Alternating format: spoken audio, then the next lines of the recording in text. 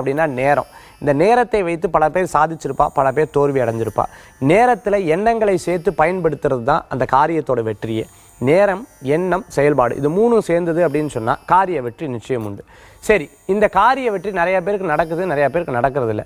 நடக்கிறதுக்கு உண்டான ஆன்மீக தகவல் இன்றைக்கி நம்ம பார்க்க போகிறோம். நம்மளுக்கு கிடைச்ச ஒரு அற்புதமான பாக்கியம் பிரம்ம முகூர்த்தம்னு சொல்கிறது. பிரம்ம முகூர்த்தம் எந்த வேலை செய் அப்படின்னு கேட்டால் நிறையா பேருக்கு தெரியறதில்ல. அந்த பிரம்ம முகூர்த்தங்கிறது சூரிய உதயத்துக்கு முன்னாடி வரக்கூடிய அந்த 1.5 மணி நேரம், அதாவது 4லேருந்து 5:30க்குள்ளே நம்ம பிரம்ம முகூர்த்தமாக எடுத்துக்கலாம். அந்த பிரம்ம முகூர்த்த நேரத்தில் நல்லா தியானம் பண்ணி, நல்லா ஜபம் பண்ணி, ஒரே சிந்தனையில் உட்கார்ந்து பண்ணினோம் அப்படின்னு சொன்னால் என்னென்ன நினைக்கிறோமோ அந்த அத்தனை காரியத்தையும் நம்ம வாழ்க்கையில் நடக்கிறதா பார்க்கலாம்.